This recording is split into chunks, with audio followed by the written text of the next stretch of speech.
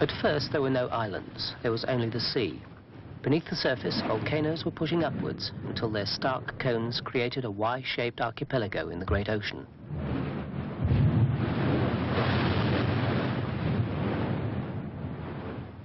Coral grew and gathered around the extinct volcanoes, and reefs were formed.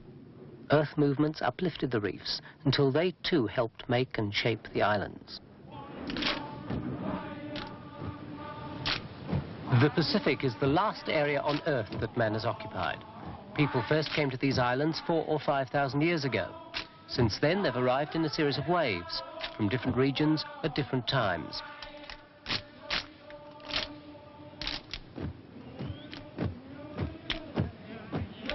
There was room for all, and each migration discovered enough space to build its separate community. Melanesians were settled throughout the 80 islands with their own languages, custom and culture by the time the explorers came from Europe. De Quiros, Bougainville and then Cook scattered their alien names throughout the Pacific. In 1774, Captain Cook navigated and charted all the major islands in the archipelago. He named them the New Hebrides. The era of discovery ended with Cook.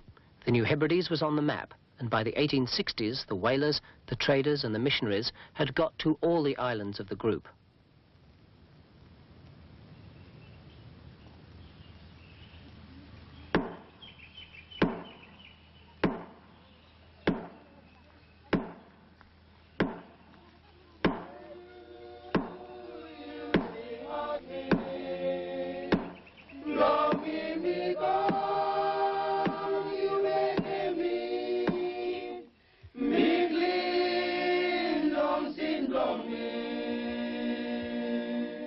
A technically dominant culture had come in force to impose its will on the earlier arrivals.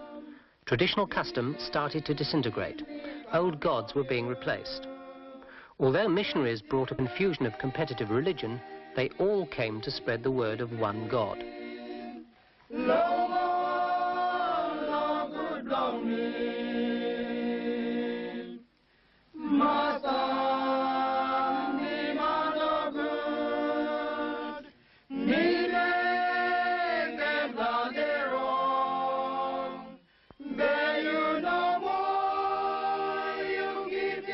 Missionaries did everything they could to stop the blackbirding of indentured labour to the sugar plantations of Queensland and the Pacific colonies, but many died en route.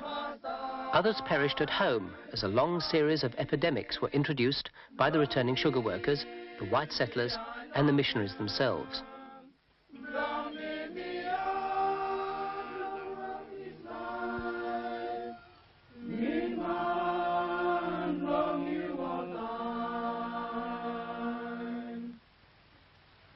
The last resource was the land itself. The soil was rich, the rainfall reliable, and imported animals thrived and multiplied here.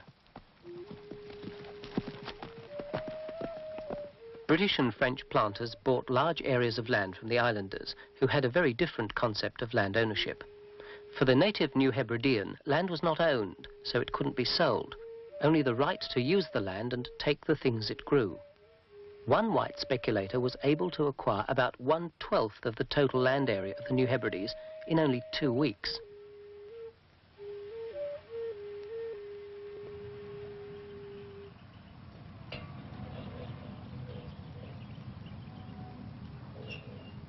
France saw the New Hebrides as an ideal home for liberated convicts who'd served their time in New Caledonian jails.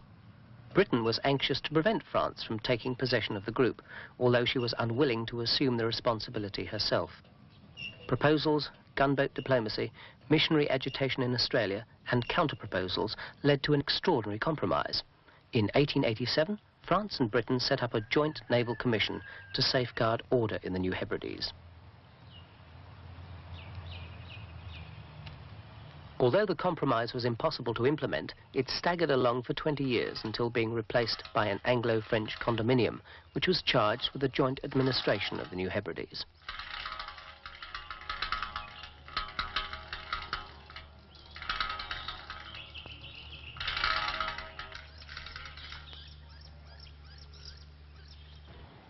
Vila became the administrative centre as well as the commercial capital when the condominium began governing in 1906. The town grew as the governments expanded.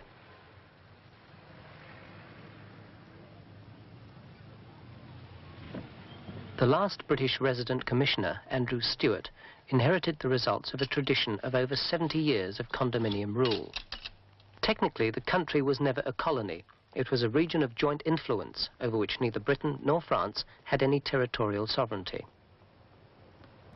Inspector General Robert, the last French resident commissioner, shared the responsibility of maintaining this unique form of government, of making the unworkable work.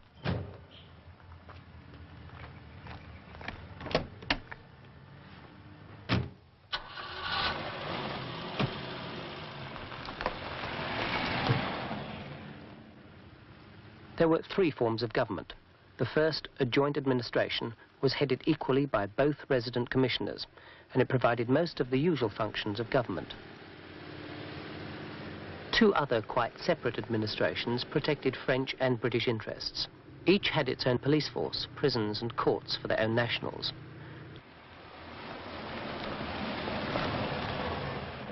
They also provided care and education. As far as New Hebrideans were concerned, the churches were the only effective administration.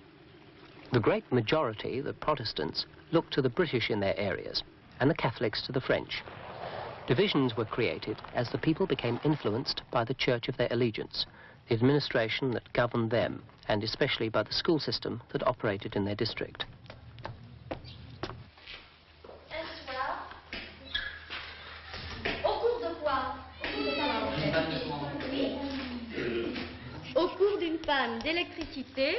Many islanders are trilingual, speaking their own local language, either French or English, and Bislama. Through the dual education system, they absorb not only another language, but either the French or British culture and bias that controlled their society. Alors, se rend compte au cours d'une panne d'électricité qu'il possède le don de passer à travers les murs. Both linguistic and political divisions were growing among New Hebrideans. New words had to be invented to describe people who, in their own land, were not black Frenchmen or black Englishmen, they were francophone and anglophone.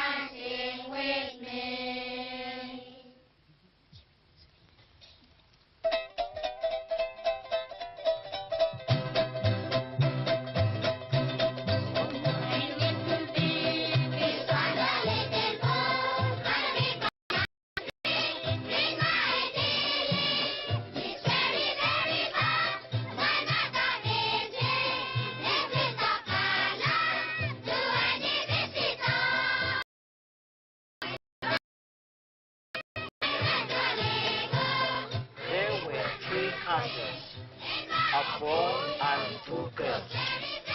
There was a boy called Len. Was a nice truck. You got a truck in your house? What about you? What are you doing here, boy? You're drawing a house. What about you, boy? What are you doing there?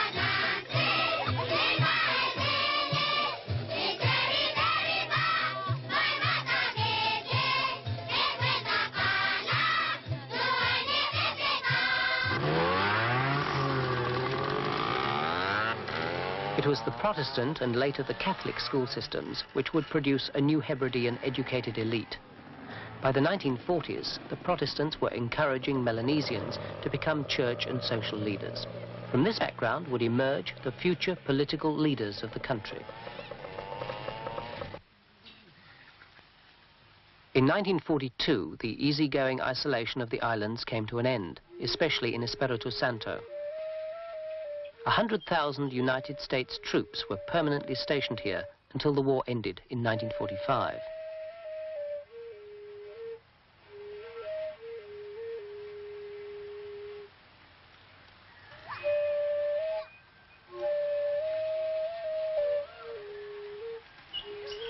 Santo's main town changed almost overnight as a spectacular war machine turned a sleepy little European settlement into a massive forward military base. 500,000 US troops went on from here to fight the Japanese in the north. James Michener wrote Tales of the South Pacific about Santo, and John F. Kennedy skippered his patrol torpedo boat from what is now just a long wreck of broken concrete and twisted steel.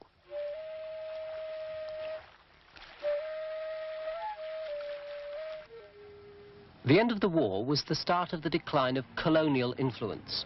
New Hebridean political aspirations didn't cause any real impact until 1971, when Americans were buying up large areas of land here.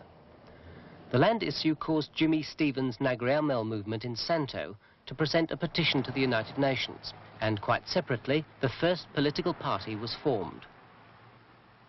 Political parties quickly developed under the banners of the return of land, unity and independence.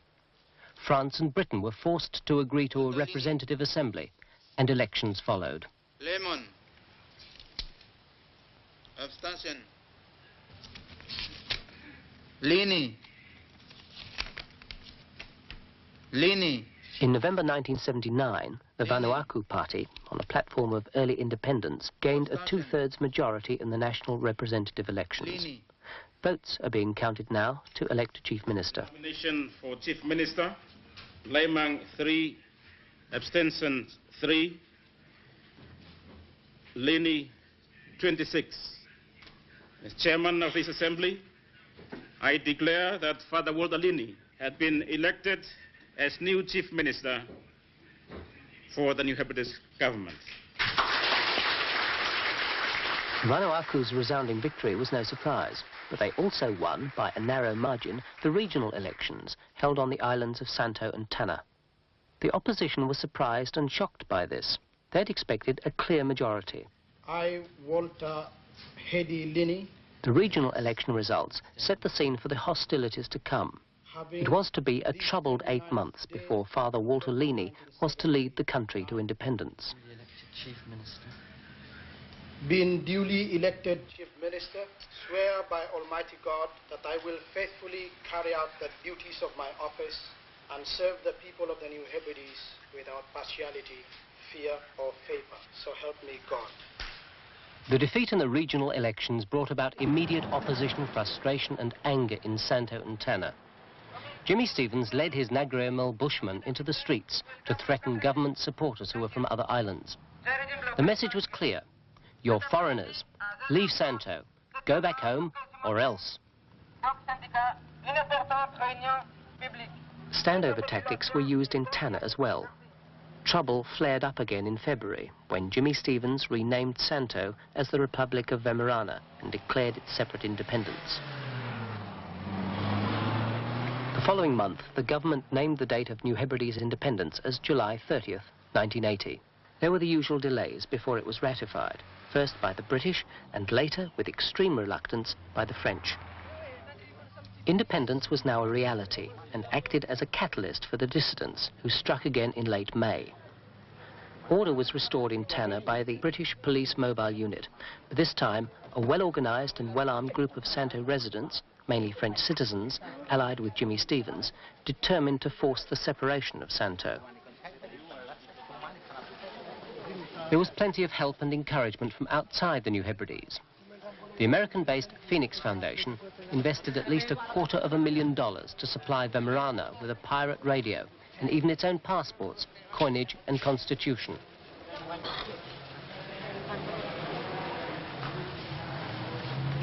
And we said, after election on 1979, we want to tell you too, that Santo must be on Monsanto's hand. It means Santo must be staying in our custom. We vote, but doesn't matter who win the election. But we said, you go to Villa. Election for us, it's for Villa, because it's white man material. But we say we stay in the custom. We want to stay under our custom. Santo, with all the island around Santo, must be stay with Nagriamel. And on 28, custom said, no, it's a time now. We give 3-time warning, nothing done. We take back our property down where the Walter Lini's government is. On May 28th, Jimmy Stevens declared himself president of Wemarana. Santo town was firmly in rebel hands, and only the French government facilities and police were unaffected by the secessionists. They took Santo's airport and captured the district commissioner with some of his police and officials. Government employees were terrorized, their homes and offices sacked, the British prison emptied, and English language schools closed.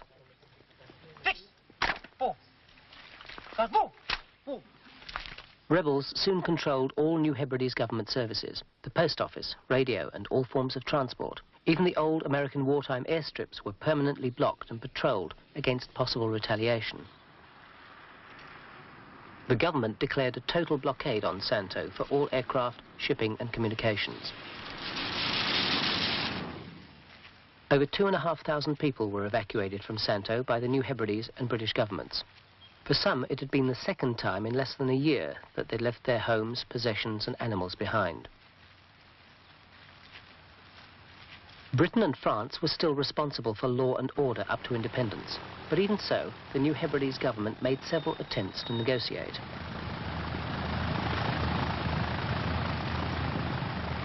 Most of their efforts, even to meet the rebels, were rejected, and the chief negotiators, Barak Sope and Salam Malissa, were turned back several times. We've been trying to land at the airport on Santo. Before we left, we had received word that they would give an answer at 2 o'clock for us to land. We went and flew over Santo for about half an hour.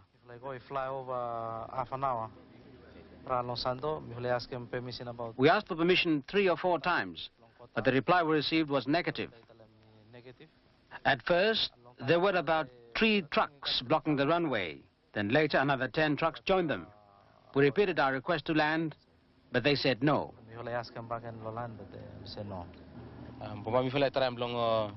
We will try again through the radio to contact Jimmy direct. If he wants to talk, as far as the government is concerned, we are willing to sit down. If they don't want to meet us, that's their business. But as far as the government is concerned, we would like to try again.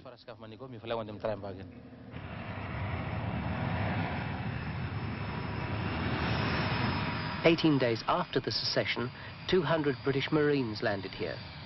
They weren't to leave Villa for over 5 weeks. A few days before, the French flew in their Garde Mobile. They stayed in Villa as well, then 27 hours later went home to Noumea.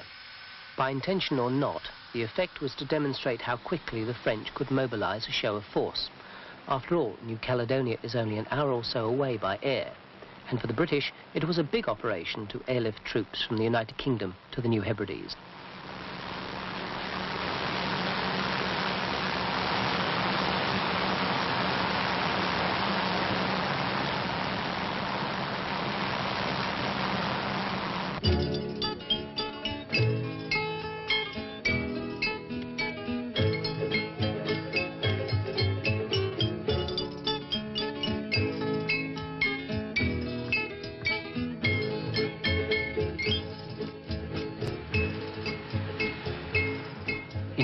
As in most places, life seemed to go on as normal.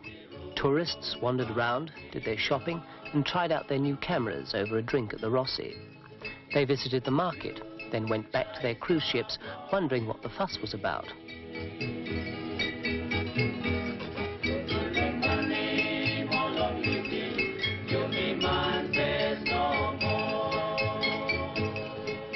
The New Hebrides now had a new name, Vanuatu. The latest songs were all about independence. It was getting closer every day. 40,000 lo Vanuatu flag. More, you got 15,000 no British, more 15,000 no French flag. Where kita flag ya na pamai di museum lo sanem kalau kita island, lo every island where they ask him where lo museum lo Independence Day. Only look nice. Oh yes, really nice one. You got all kita t-shirt here where every size inside. Small, you got 10 inch lo one carton. I think me ba enough lo ya Charlo. More t-shirt here, everyone white color na mo. And you got small size, well big Me nini. ba enough lo ya. I think white tram. May was me big one too much, yeah.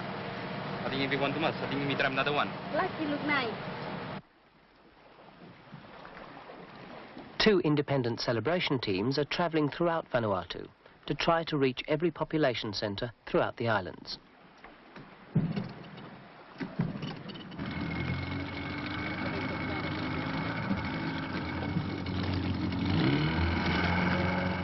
Messages are sent ahead by Radio Vanuatu for village leaders to come together to meet the teams, to ask questions and decide who will go to Vila to represent them, and where and how they will celebrate Independence Week in their own communities. David Tanarango heads the northern team. He's an Anglophone and his colleague is a Francophone. Together they can give everyone the chance to learn about independence, to see and understand the significance of their flag, hear their anthem and know the meaning of their country's new name.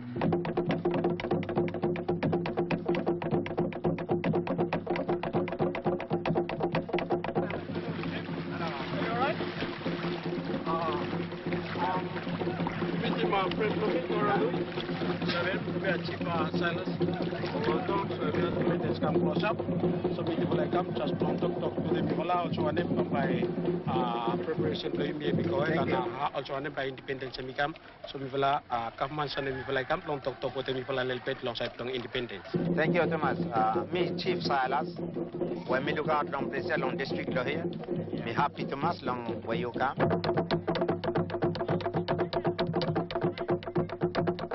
Some villages have already decided amongst themselves the centres where they will celebrate. They've started to clear a site and buildings are going up to house visitors who will come from all the neighbouring villages.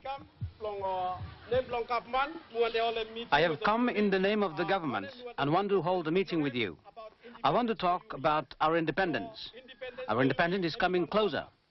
I don't represent the French government, the British government or the Vanuatu government. I have come to talk to you about our independence, how we will celebrate independence, and how independence will affect you. Celebration for independence and also now by independence So any more questions that you ask about politics, I will not be able to speak on it. I'm very sorry, I cannot answer any questions about politics.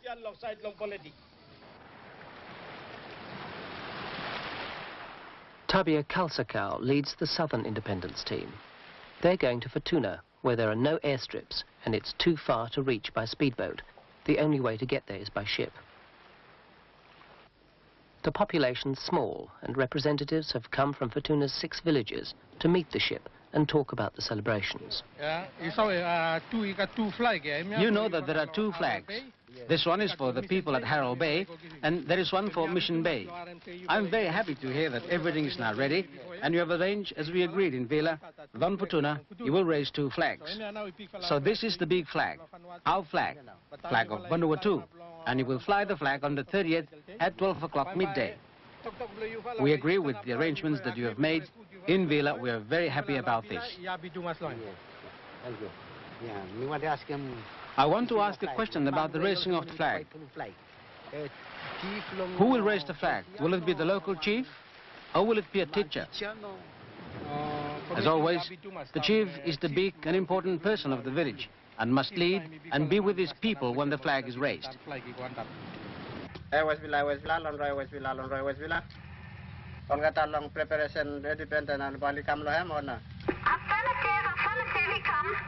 Okay, me good, Claudia. Thank you. Thank you. In Island, July, 1980, everyone, he come one day. So we live and live to everyone,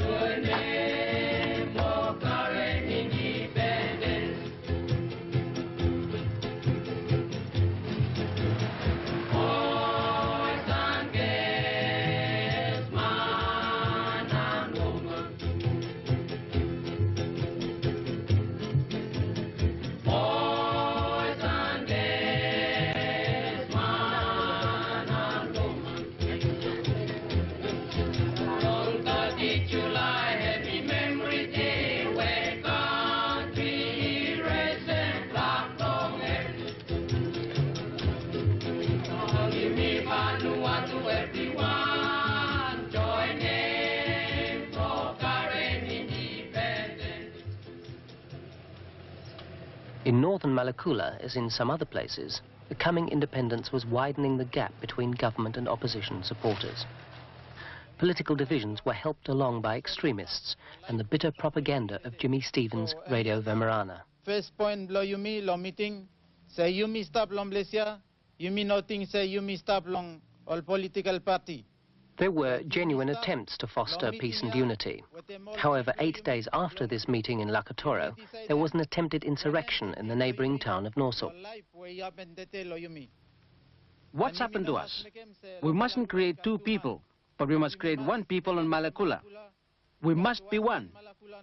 We are sorry and weary about the present state of life on Malekula and our other islands in the New Hebrides. You must stop inside, yeah? You want them, every chief, every leader. All of us here, all the chiefs and every leader must see that we make the correct decision to bring peace to District Number 2. District Number 2.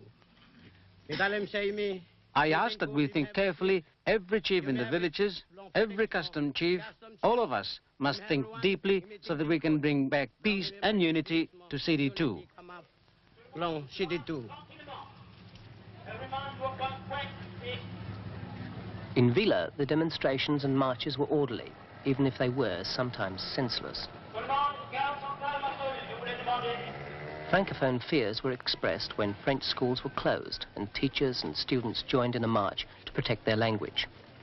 Trilingualism is guaranteed under the Constitution, which also says the principal languages of education are English and French. Now supposed to follow metropolitan power, French or England, by to follow still help them national education from you have this after independence. We follow all teacher, if we say now ya, government from you have this, take a man, we follow long all responsibility, where we follow suppose long all them long side, long social, cultural life, long country, long yumi. Some Francophone villages were fearful of the changes they had been told would take place after July 30. They wouldn't be raising the flag and refused even to talk with the celebration team. The same problem was experienced trying to film Francophone and opposition opinions, and most times access was denied. Good morning, Chief Levaka. Sorry, you all right? Yes. Yes. Meet Tora. I am David. We have come to see you about independence, and it's coming closer now. Might you say independence and become close up now? So, what are your views? Can you tell us why some people have said that the flag cannot be raised at Melsisi? Can you tell us more about this?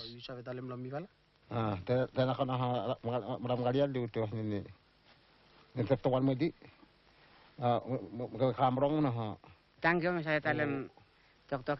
you. I can explain what the chief has said. He said that the flag could have been raised at Melsisi. But because of what Vincent Boulekon said in our meeting, that after independence, many things will happen. The chiefs are worried and not happy about what he has said. He said the French schools will finish and the New Hebrides government will not help. The supply of medicine to Melsisi will stop. He said the New Hebrides government will not help in hospitals and schools. The people and chiefs are really worried because they now think that the New Hebrides government, Walter Linney's government, will only help English medium schools. But on the French side, what Boulekon has said may become true. They don't know, but they are worried about this and the big things at Melsisi.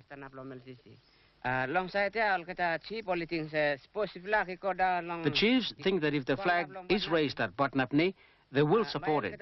They will go, and Chief Domenico will go to Port Napni with his people. But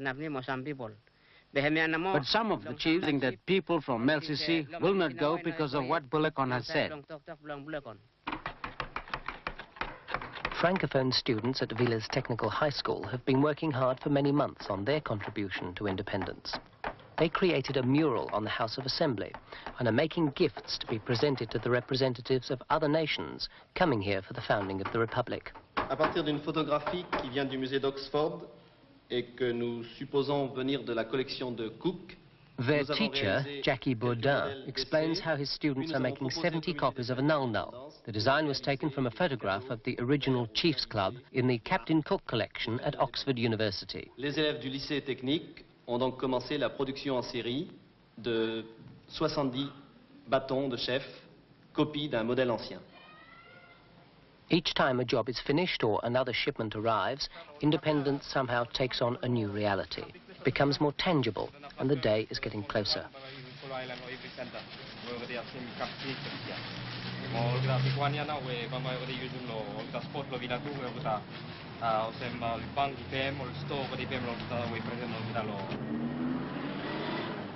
Shipments of food and fuel don't seem to worry the rebels in Santo.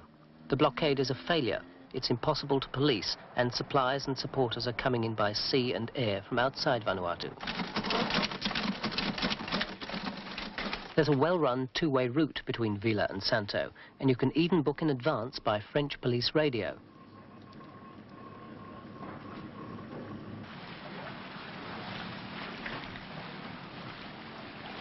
Obviously, some copra is being shipped out of here, and people are arriving from other islands. So-called provisional government leaders have come to help Jimmy Stevens try to impress the Anglo-French special envoys in their talks with the rebels. The negotiations were unsuccessful. But is that what we want? That's where But we are here, you see, to talk to Van Santo. Oh, I see. With Vanuatu's independence less than a month away, the British Marines still in Vila, and no sign of military action against them, the rebels appear to be confident. They can now try to spread the secession into other major islands in their area. I think the government stand is very clear. As far as Constitution is concerned, we're not prepared to see any changes to the Constitution. As far as the date of independence is concerned, we're not prepared to negotiate. But as far as discussing possible decentralized power of the government, we will be willing to sit down and discuss, because that is, as far as the Constitution is concerned, is something which we can actually discuss before independence. A meeting has been called between the two resident commissioners and myself, mainly because there is a rumor that there is going to be an attempt to take over the district commissioners in Nakatoro tonight. My information is that the opposition in Santo have sent some people into North Malakula, and that the opposition to the government in Malakula have organized to take over North Malakula and declare it part of Santo, and hope to control the airstrip in Nosop and use Nosop as the administrative center. My understanding is that the Hercules plane will take the British PMU and some of the French PMU now to Lakatoro.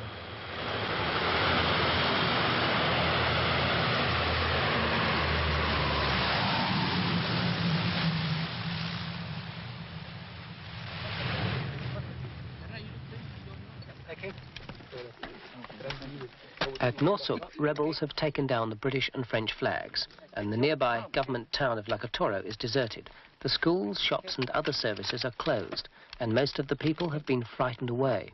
But the airport at Nosop is firmly under government control. You'll try and have a look at your prisoner. Swift action of the PMU means that a secession attempt at Northern Malakula will be short-lived. Stolen flags from Nosop and the Vemerana and Nagriamel flags fly beside the roadblock at Wallerano. For a long time, government party supporters around the area have been stopped on the roads and harassed in their villages. One rebel proudly tells of what they did last night. Last night we destroyed food belonging to Vanuatu supporters. Last night we also destroyed gardens, everything inside the gardens, like bananas, taros, things like that. This morning we started again. We cut down large coconut trees to block the passage. Much of the violence is aimed at property rather than directly at people. Part of this English language school was burnt down. It was done at night, so nobody was hurt. But it will be a long time before the villagers have enough confidence to let their children come back to school again. Buildings are damaged, food and furniture stolen, vehicles broken, and people are being threatened and hurt. Yes, all stuff right yet from where... Some of the moderates have been patrolling the roads by truck. They tie headbands on and are trying to kill some people from Tautu. Some people belong Tautu. By and by, you fellas celebrate independence long place here? Yes, people I think will celebrate Yes, independence. we think that we will celebrate independence at Lakatoro. But people are afraid a little bit. But people I try. We are a little afraid, but we will try our best, because this thing does not come 2 times. It'll only come once. So we're very happy to be part of our independence.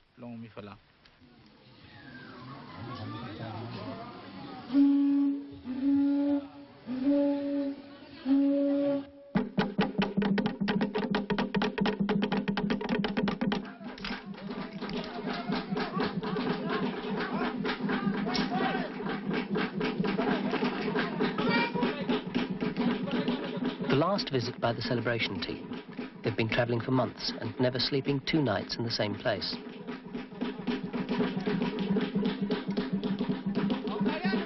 Independence Week won't only be for Vila. Everyone can share in the celebrations. Communities will be gathering together in more than 90 centres throughout the islands to join in the ceremonies, enjoy themselves, raise the flag and become citizens of the Republic of Vanuatu. Emi stabia tu, emi no blong stop blong make decoration no more, but emi stabia, emi got meaning blame long place here. The yellow color is there. It's not there as a mere decoration, but has meaning. It represents Christianity, something that the missionary has brought, and many of them died and have been buried in our islands. The yellow color is also designed to represent the shape of our country. The next color is black. Black represents the people of Vanuatu. The next color on our flag that we raise up on the 30th of July is red. The color red represents blood, unity. The color green also has its meaning. If you look around our islands, you will notice that everything is green. By mid-July, independence fever has taken over the whole country, throughout the islands as well as in Vila.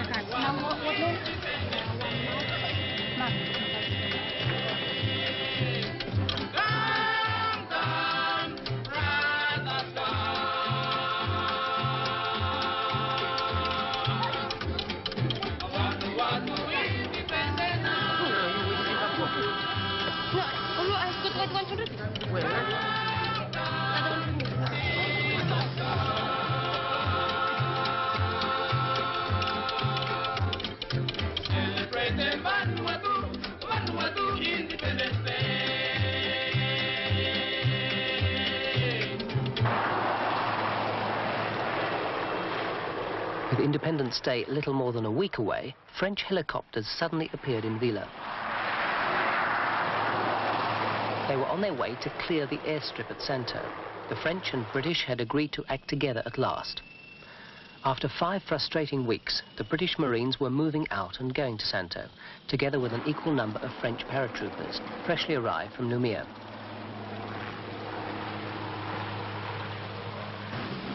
The troops were to take Santo town without a shot being fired, but the frustrations were to continue because the Marines were ordered not to leave the town or to make any arrests.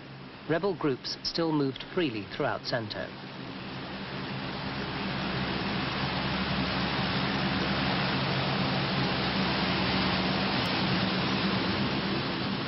The stalemate was to remain until after independence.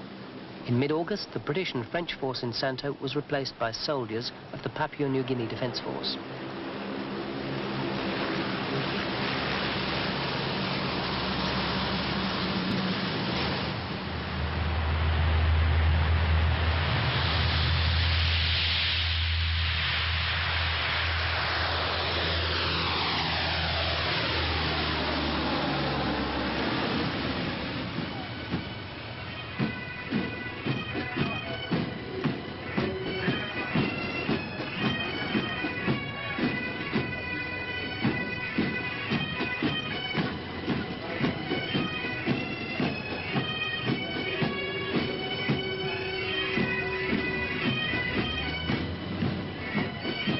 July 26 opened Independence Week with a march to the waterfront, led by the Papua New Guinea Defence Force Band.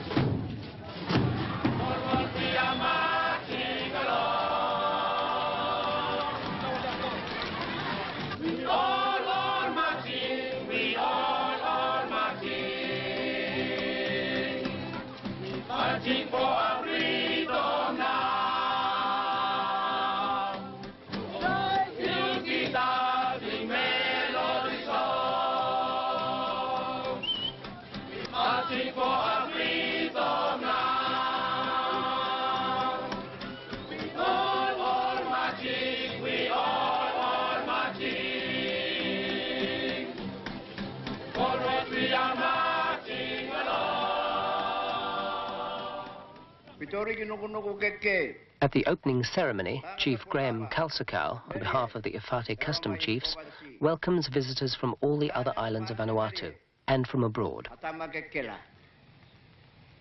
All chiefs will come all different islands. All beginning, all man will come on different islands, don't take part.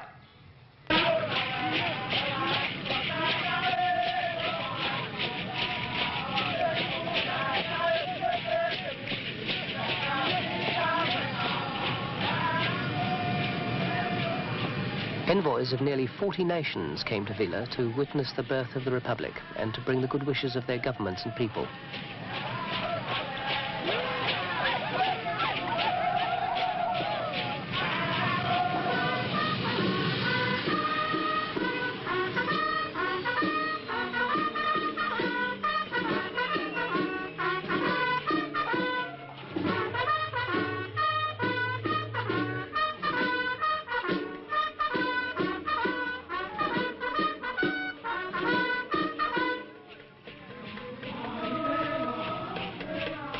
The Secretary of State for Foreign Affairs, Olivier Stern, came on behalf of the President of France and His Royal Highness the Duke of Gloucester as the personal emissary of Queen Elizabeth II. Together they represent the condominium in the last days of Britain and France's more than 70 years of joint rule.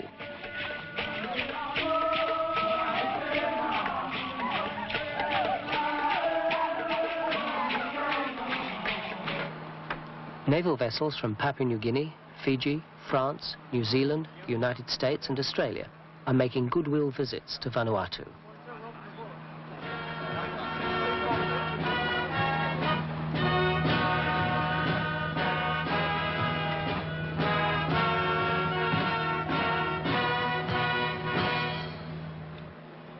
Australia's Minister for Foreign Affairs, the Australian Consul and the captain and crew of HMAS Yarra host a reception on board the ship in Vila.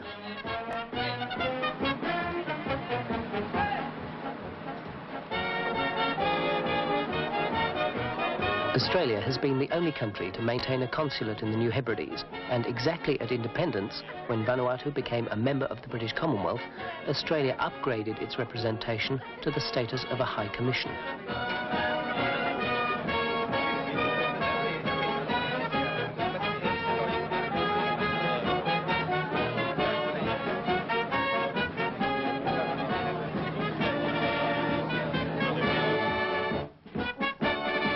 After the reception, HMAS Yarra took Father Walter Leaney on a sentimental journey back to his village in northern Pentecost.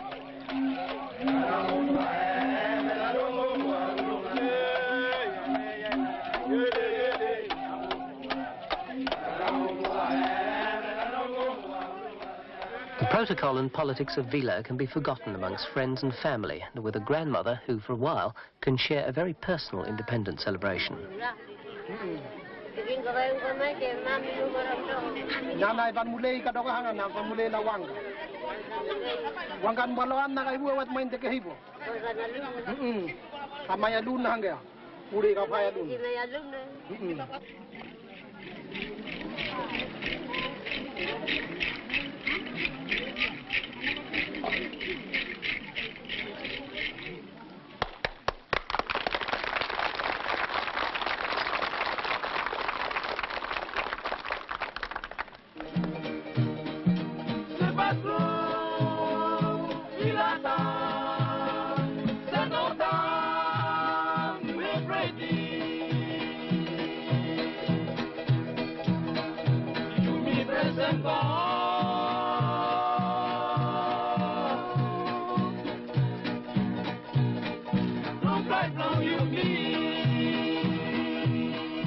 Throughout the islands, Independence Week is whatever people want it to be. They can all celebrate in their own way. There are competitions for just about everything: string bands, charity queens, children's events and sports. In Tongoa, the only place to play soccer is on the airstrip.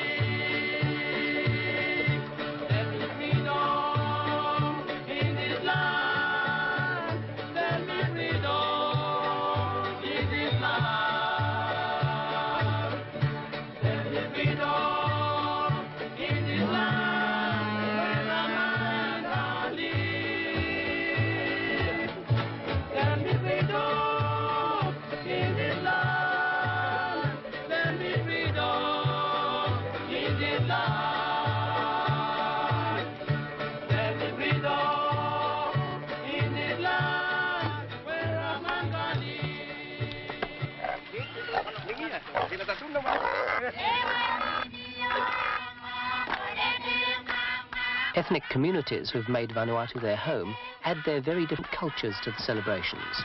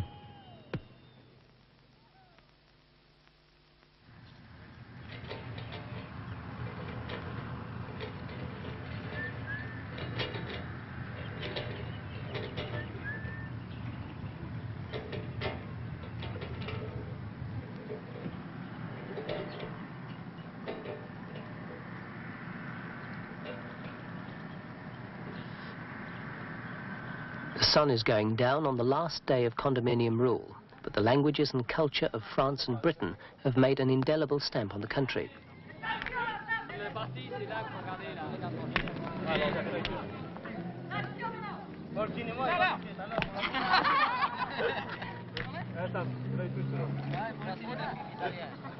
At 1 minute past midnight, the President and Prime Minister will be sworn in, and a little less than 12 hours later, the flag will be raised in Vila and throughout the independent Republic of Vanuatu.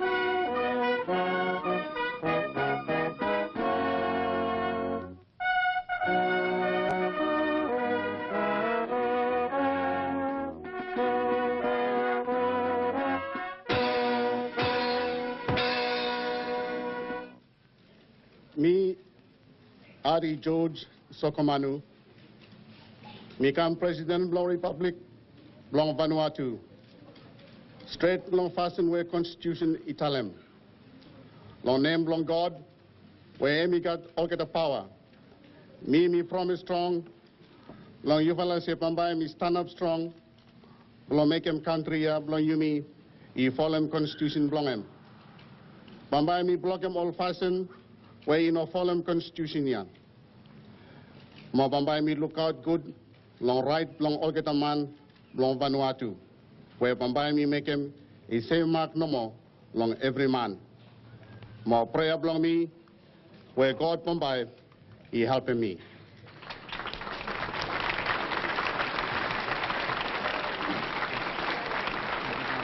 Today, me, Walter Hadi Lini, become Prime Minister Blong Republic Blong Vanuatu. Straight long fasten with Constitution Italem, long name Blong God, where hemikat all get up power. Me promise strong, long Yufala, Semambai me stand up strong, Blong make him all get up work, Blong high name ya, Blong me, Mumbai me walk, Blong all get a man, Blong Vanuatu, long fasten way straight, long all get a, where Bambai me make him is same, mark no more, long every man. More prayer belong me, where God Bambai helping me.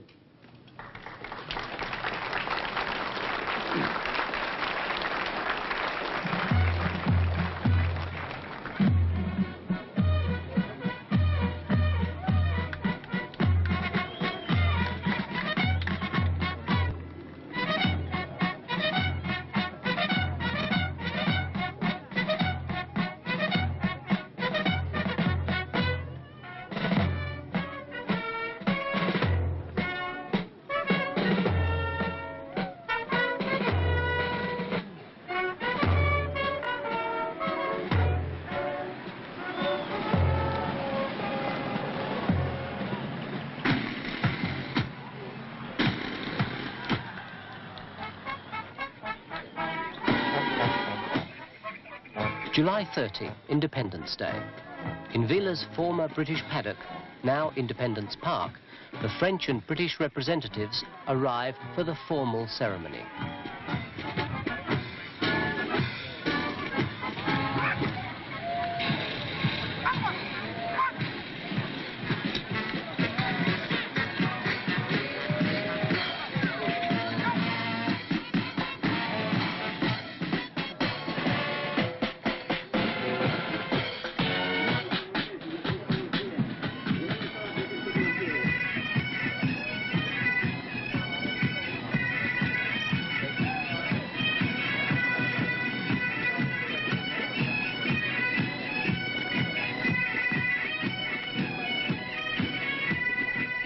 His Royal Highness the Duke of Gloucester and the Secretary of State for Foreign Affairs, Olivier Stern, inspect the Vanuatu police, French, British and Papua New Guinea troops, and the Australian, New Zealand and Fiji Navy Guard.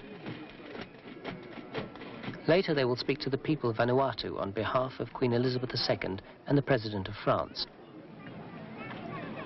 Your Royal Highness, Highnesses, Your Excellencies, distinguished visitors, chiefs and their representatives, citizens and residents of Vanuatu.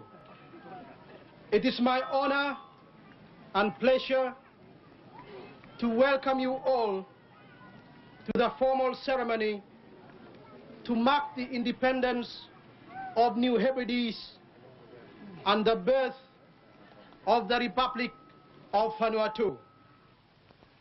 Because Vanuatu is made up of many islands scattered over the sea, and because it was impossible for everybody to be in one or even two large groups, we have made a special effort to ensure that independence is celebrated in many centers up and down the country.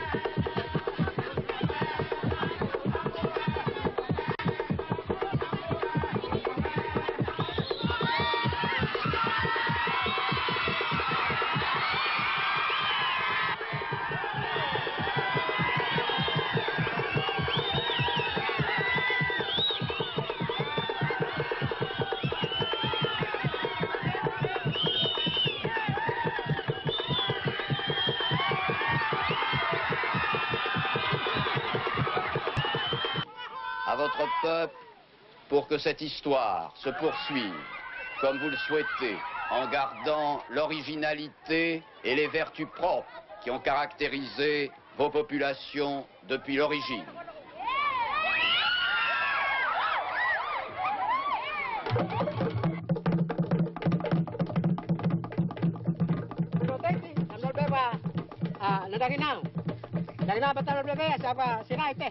In the outer islands, big men and chiefs make their own speeches and follow their custom as a prelude to the flag raising.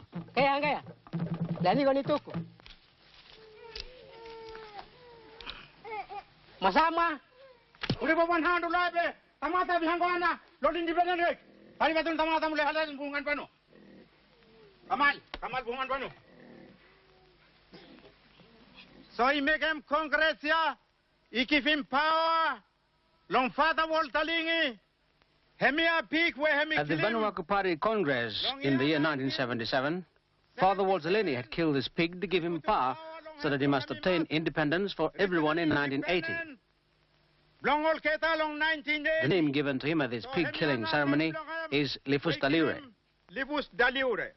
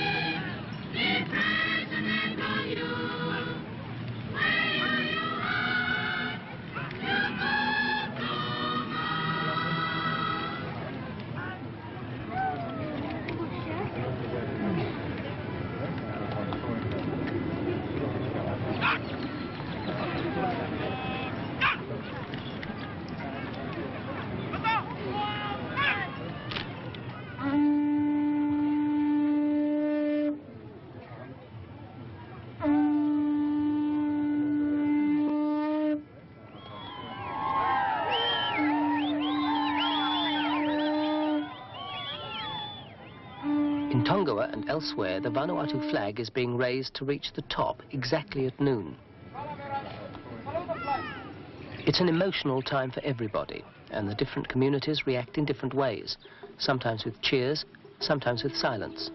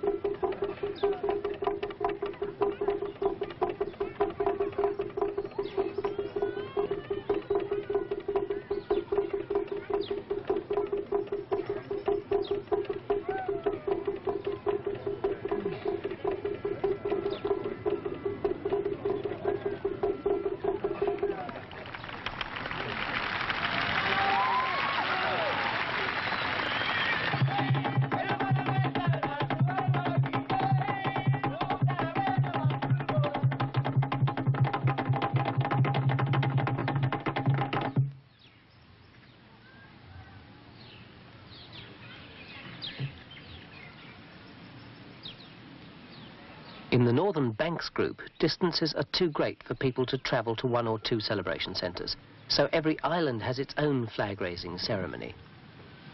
On the island of Motolava, the total population of over 1,100 people have come together for their Independence Day.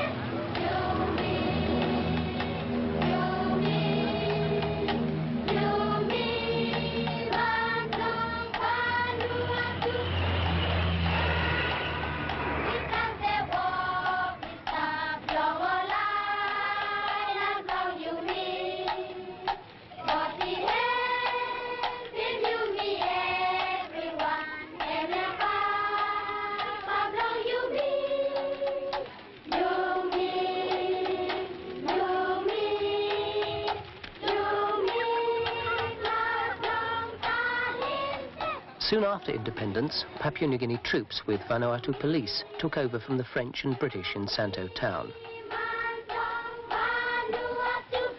Within a month, Santo was ready for the first formal visit by the Prime Minister, the Deputy Prime Minister and senior government officials. The PNG troops have quickly restored full government control after 17 weeks of rebellion. Put one ton of inside long tank, and one long engine. And let's set them off. Not to fly explosion anyway. Now fire start them. But time all police only come mantap. Me really.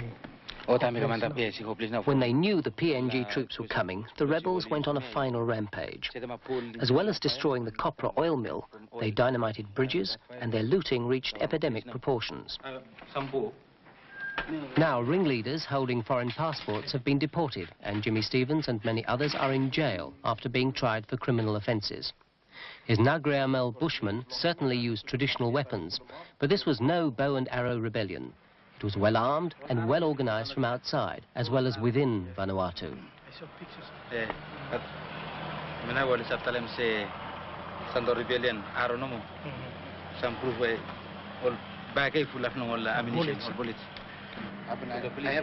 The refugees are slowly returning. They've come back to stay and, together with just about everyone else, they're at the town hall to listen to the Prime Minister. Me glad to mas belong come back long Santo, and me come belong tell them sambala talk when me want them say I am very happy to return to Santo. I've come to speak to you, and I want you to listen and remember well what I have to say, so that you are encouraged and become strong. I don't want to make a long speech because it is now time for us all to work. It is time to make Santo Town come to life again. It is time to restore all businesses in Santo. It is time for us all to rebuild our lives in Santo. Men, women, and everyone who had left Santo must rebuild so that life can return to normal as it was before. We must thank the government of Papua New Guinea for their response to my request to send some of their men to come and help the Vanuatu police. Together, they restored law and order in Luganville town. What is law and order? Law to make sure that peace and harmony will exist between all the people of Vanuatu. Lawyer make sure they got peace with them harmony between every people who is belong Vanuatu.